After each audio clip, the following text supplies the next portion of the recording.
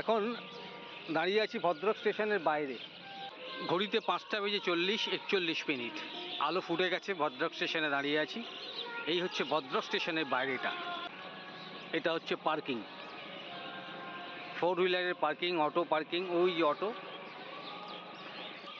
যাবো এবারে অটো ধরে বা বাসে করে বাইপাস অবধি, অথবা এখান থেকে যদি বাস পাই ডাইরেক্ট চলে যাব চাঁদবালি। দেখি যদি পাই এখান থেকে ডাইরেক্ট বাস পেলাম না, অটো ধরলাম একটা। শেয়ারে গেলে 20 টাকা, কিন্তু শেয়ারে কাউকে পেলাম না। আমি একাই যাচ্ছি, 100 টাকা। কিছু না, 1.5 কিলোমিটার রাস্তা এখান থেকে বাইপাস থেকে আমি লোকাল বাস ধরে যাব চাঁদবালি কালী মন্দির স্টপেজে। সেখানে একটি রিসোর্টের সন্ধান আপনাদের দেবো। আপনারা যারা ভিতরকণিকা যেতে চান তারা ওই রিসোর্টে থেকেই যেতে পারেন। চলুন আজকে দেখাবো আপনাদের। পেয়ে গেলাম লোকাল বাস, চলেছি চাঁদবালি কালী মন্দির স্টপেজে নামবো। ঘন্টা দেড়েক লাগবে, 60 টাকা ভাড়া। দেখুন, কার্মেল স্কুল ভদ্রাক।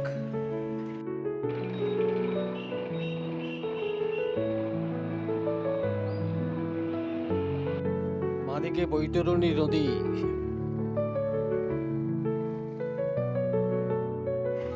চলে এলাম চাঁদবালি কালী মন্দির। আমার জন্য ওয়েট করছিলেন ওই রিসর্টের যিনি ওনার, সুরজিৎ পানি। ওনার বাইকেই চেপে আমি যাচ্ছি ওনার রিসর্টে।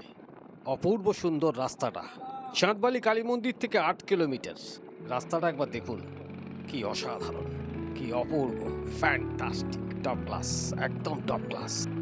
সুরজিৎদার রিকোয়েস্টে আমার এখানে আসা। অনেক কষ্ট করে তিলে তিলে গড়ে তুলছেন এই প্রপার্টিটা। আসুন আপনারাও।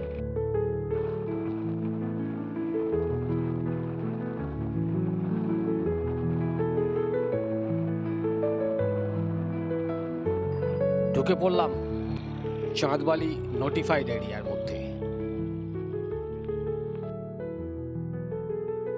আমি এই মুহূর্তে দাঁড়িয়ে আছি চাঁদবালি কালী মন্দির থেকে মাত্র 8 কিলোমিটার দূরে অবস্থিত এই ভিতরকণিকা ইকো কটেজে।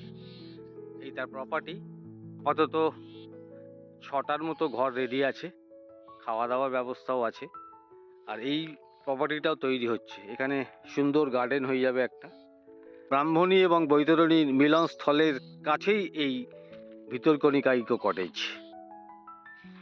চলুন একটু ওপরে যাওয়া যাক।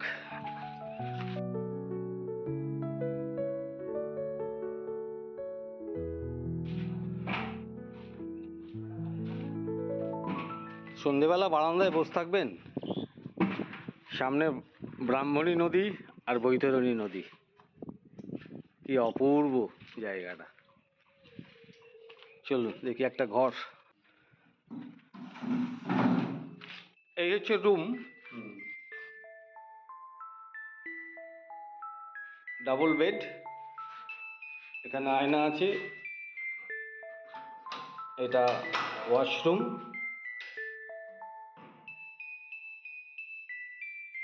বেসিন, এখানেও আয়না, ওয়েস্টার্ন স্টাইলের কোমর, গিজার আছে, শাওয়ার, বালতি, মগ, টোটাল ফেসিলিটি এখানে পেয়ে যাবেন। আর এই দরজাটা খুললে পাবেন এই রোড সাইড যে ব্যালকনিটা।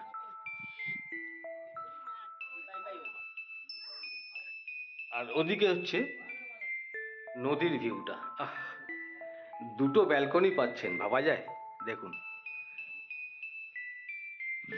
একটা ঘর দেখালাম, বাকি প্রত্যেকটা ঘরই একই রকমের, একই ডিজাইনের। এটা দেখালাম 103। এই পরপর পরপর 1টা 2টো 3টে 4টে 5টা 6টা রুম আছে। আপাতত 6টা রুম, এবং এর ওপরও একটা ফ্লোর তৈরি হচ্ছে। আগামী বছরের মধ্যে কমপ্লিট হয়ে যাবে।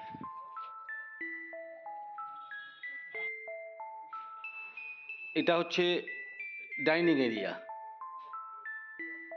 এখানে রিসেপশন আর কিচেনটা এইদিকে।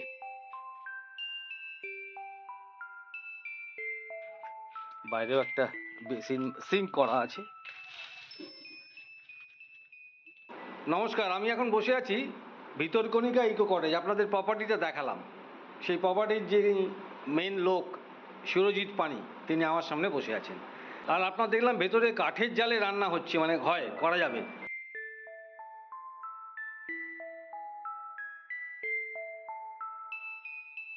যদি কেউ মাংস খায়, চিকেন খায়, কাঠের জালে করা যাবে। অথেন্টিক খুব এটা দেখলাম, আমি ঘুরে ঘুরে দেখছিলাম আপনার পুরো প্রপার্টিটা। ভালো, খুব লোকেশনটা খুব ভালো। আর নিজস্ব বোটও আছে আপনাদের, তাই তো?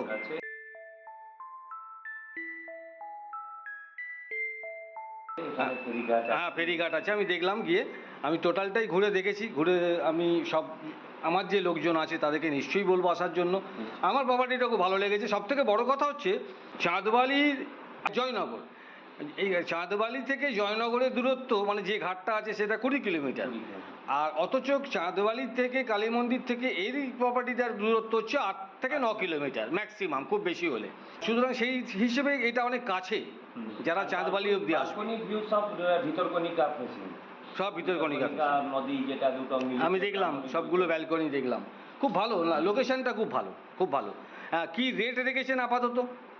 আপাতত আমি খাওয়া নিয়ে পার হেড 1400 টাকা, 1499 রুপিস রেখেছি। ওকে। বাদ বাকি যদি বড় গ্রুপ হয় তাহলে আমি কিছু কমপ্লিমেন্টারি, বোটিং হলো, ক্যাম্প ফায়ার হলো, সব কমপ্লিমেন্টারি দিতে পারবো। আচ্ছা, কিন্তু লোকজন যদি, আচ্ছা, এটা গেল আপনার প্যাকেজে। এবারে ধরুন কেউ রুম নেবে খালি, সেক্ষেত্রে কি হবে? দেখুন, সেক্ষেত্রে আমরা যদি খালি রুম দেয় তাহলে নভেম্বর, ডিসেম্বর, জানুয়ারি, ফেব্রুয়ারি 4 মাসের রুম রেট 1200 টাকা। আচ্ছা। আর আপনার আর সারাদিনের মিলটা আপনার 650 টাকা। আচ্ছা, বুঝতে পারছেন? আর যদি খালি আপনার আর কোনো সিজনতে, অগস্ট, সেপ্টেম্বর, মানে অন্য সিজনে, হ্যাঁ, নাহলে মার্চ, এপ্রিল, এই মাসে যদি নিন তাহলে 800 টাকা করে রুম। আচ্ছা, খাওয়াটা একই থাকবে, 650 টাকা পার হেড। হ্যাঁ, ওকে। আর যদি মিলিয়ে প্যাকেজটা নেবে, লোক 10 জন থেকে উপরে হয়ে যাবে, তাহলে আমরা 1499 রুপি। ঠিক আছে, ঠিক আছে, ওকে, থ্যাংক ইউ দাদা। ওয়েলকাম। হ্যাঁ, এই রাস্তাটা তৈরি হচ্ছে, ঢালাই হয়ে গেছে। আর এই হচ্ছে কস্তুরীকোনা ঘাট, যে ঘাটটা ইন্ট্রোডিউস হচ্ছে এই প্রথম। এই ঘাট দিয়ে চলে যেতে পারবেন ভিতরকণিকা ন্যাশনাল পার্ক। এই হচ্ছে প্রপার্টি। চলুন একবার ঘাটটা দেখে আসি।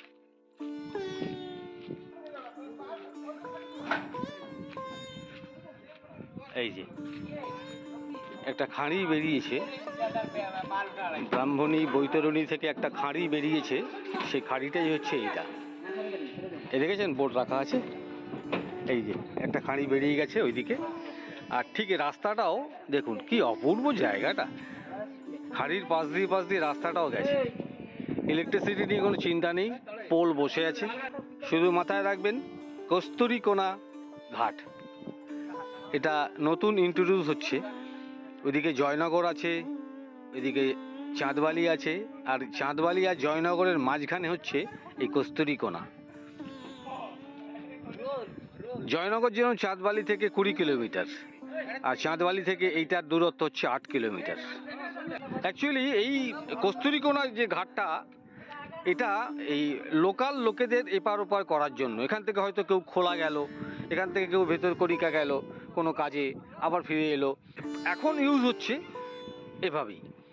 ভবিষ্যতে আর কদিনের মধ্যেই এটা ব্যবসায়িকভাবে ইউজ হওয়া শুরু হয়ে যাবে, এই কস্তুরীকোনা ঘাট।